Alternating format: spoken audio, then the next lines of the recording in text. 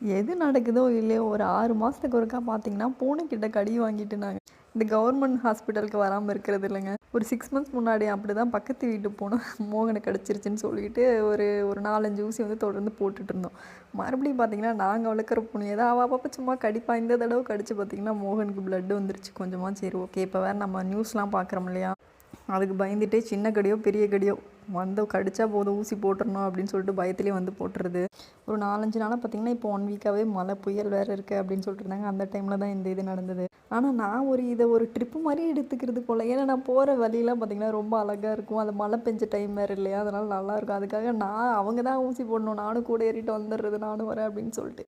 பாவம் டெய்லி ஒரு 2, 3 நாளைக்கு ஒருக்கா ஊசி போட்டுட்ருக்காங்க. 2 ஊசி பாவம் வலிக்கும் போல், அதை தேக்க வேற கூடாது. தொற்றாத தொற்றாத அப்படின்னு சொல்லிகிட்டே கூட்டிகிட்டு போயிட்டு இருந்தாங்க. அவரை போய் பார்த்தீங்கன்னா மழை பெய்யறதுக்கும் எப்போவுமே சரி என்னை வெளியே கூட்டிகிட்டு மட்டும் வந்தால் என்ன வாங்கி கொடுத்தாலும் சரி கொடுக்காட்டியும் சரி எனக்கு ஒரு டீ மட்டும் வாங்கி கொடுத்துடணும். அது ஏன்னு தெரில.